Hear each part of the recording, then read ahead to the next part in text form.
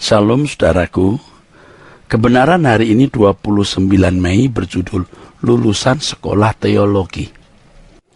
Seorang pelayan jemaat dari pendeta sampai aktivis harus memiliki kualifikasi seorang yang dapat mewakili Tuhan Yesus.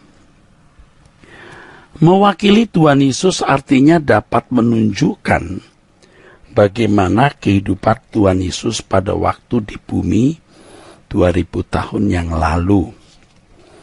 Ini adalah satu-satunya kunci keberhasilan pelayanan. Harus diingat bahwa pelayanan adalah usaha untuk mengubah pola berpikir jemaat sehingga jemaat memiliki pola berpikir yang tidak sama dengan dunia, atau agar jemaat tidak menjadi serupa dengan dunia ini. Pola berpikir yang diubah akan menghasilkan gaya hidup yang diubah pula, sesuai dengan predikat Kristen yang disandang. Kristen itu artinya seperti Kristus. Setiap orang yang mengaku percaya kepada Tuhan Yesus harus menjadi seperti Yesus. Dengan demikian menemukan kembali kemuliaan Allah yang hilang atau dikembalikannya ke rancangan Allah semula. Dalam hal tersebut, saudaraku, salah satu yang paling merusak pelayanan pekerjaan Tuhan adalah konsep pemikiran atau pandangan bahwa seseorang yang sudah lulus dari sekolah teologi sudah diakui atau dianggap sebagai memenuhi kualifikasi sebagai pelayan jemaat. Mereka hadir di tengah-tengah jemaat dengan buku-buku yang sudah tertulis dalam pikiran mereka. Dengan hal itu mereka merasa sudah layak menjadi pelayan jemaat. Jika demikian, seharusnya mereka tidak boleh turun ke tengah-tengah jemaat.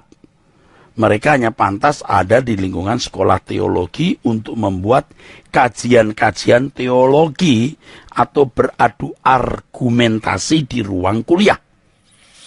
Biasanya mereka juga bangga dengan gelar kesarjanaan teologi yang mereka sandang. Karena hal itu, dewasa ini banyak pendeta atau pelayan jemaat yang ramai-ramai mencari gelar teologi, gelar kesarjanaan teologi, ya pakai STH, MTH, doktor teologi, dan lain sebagainya. MDiv, MA.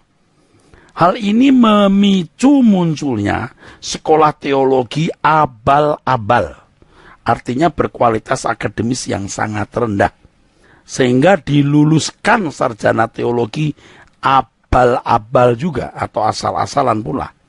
Inilah yang disebut sebagai penipuan akademis. Sarjana-sarjana abal-abal ini mengajar jemaat betapa rusaknya bangunan berpikir jemaat. Bukan hanya sarjana teologi atau strata 1, S1 yang abal-abal, tidak sedikit yang strata 2, ya master, bahkan doktor teologi begitu mudah diraih tanpa proses belajar mengajar yang memadai sesuai dengan prinsip-prinsip pendidikan perguruan tinggi. Tidak sedikit rohaniwan atau pendeta yang melayani jemaat hanya berbekal ilmu teologi tanpa spirit yang baik, tanpa gairah rohani. Selain karakternya belum terbentuk memadai semakin seperti Kristus, juga jiwanya yang masih dapat dibahagiakan oleh fasilitas dunia dengan segala hiburannya. Mereka bukanlah orang-orang yang sudah mati terhadap dunia, belum mati. Artinya belum meninggalkan segala sesuatu baik kerajaan surga. Mereka masih bisa dibahagiakan oleh dunia ini. Oh saudaraku, tanpa meninggalkan segala sesuatu, seseorang tidak layak menjadi murid Tuhan loh. Mereka hanya menjadi murid sekolah tinggi teologi ya, tapi tidak pernah menjadi murid Tuhan Yesus. Tidak sedikit dosen-dosen sekolah tinggi teologi juga berkeadaan demikian. Kalau dosennya saja masih duniawi, bagaimana mahasiswanya? Bagaimana mahasiswanya bisa rohani kalau guru-gurunya hanya pinter, cakap, cerdas dalam logika berpikir akademis, tetapi tidak mewakili Tuhan Yesus ketika masuk ruang kelas. Sulit murid-muridnya, mahasiswanya, lulusannya tidak menjadi duniawi pula. Ini fakta, saudaraku. Fakta menunjukkan mereka yang ada di lingkungan sekolah tinggi teologi kadang-kadang seperti katak di bawah tempurung yang hanya melihat dunia dari perspektif akademis. Padahal dunia sudah berubah dengan berbagai wajah, dengan kecepatan yang sangat tinggi. Dengan berbekal bidang ilmu teologi yang mereka miliki, mereka menganalisa kehidupan yang selalu berubah.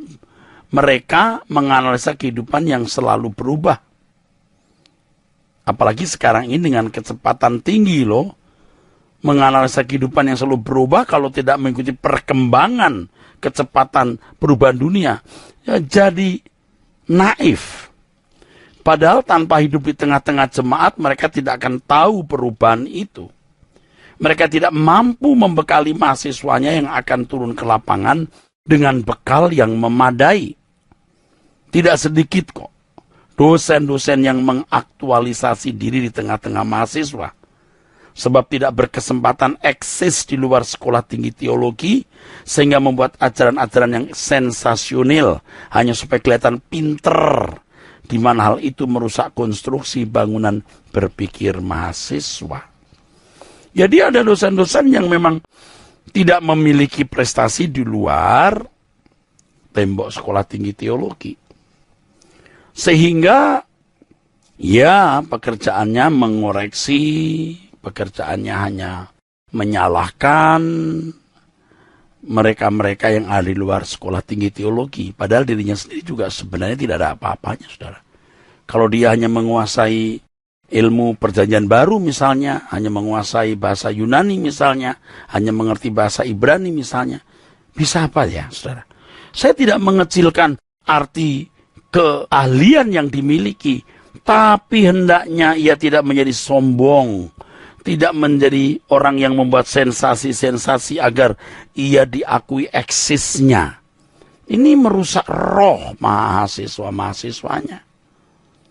Tanpa disadari dosen-dosen tersebut menulari arogansi akademis. Tidak terbayangkan rusaknya jemaat yang dilayani mahasiswa yang ditulari spirit arogansi akademis itu. Ketika para mahasiswa tersebut turun ke lapangan, mereka juga berusaha untuk mengaktualisasi diri dengan mengemukakan ilmu yang mereka peroleh di sekolah teologi. Mereka berharap semua orang tahu dirinya STH atau MTH atau doktor. Mereka merasa diri sudah hebat, padahal mereka seperti tong yang berbunyi nyaring.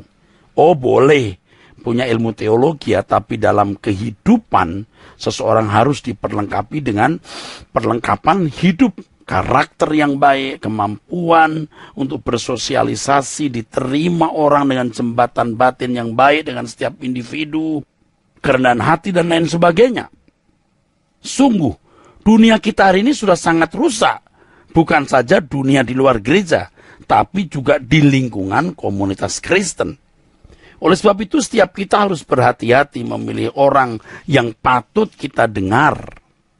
Kalau Alkitab menyatakan banyak nabi palsu, ya, banyak nabi palsu pergi ke seluruh dunia, maka bisa jadi sebagian mereka tidak mewakili Tuhan sebagai pemberita firman, hanya mewakili tokoh-tokoh teolog tertentu yang memaparkan teologinya. Akhirnya jemaat kering dan tidak memiliki perubahan mindset sesuai dengan pikiran perasaan Kristus. Sola Gracia.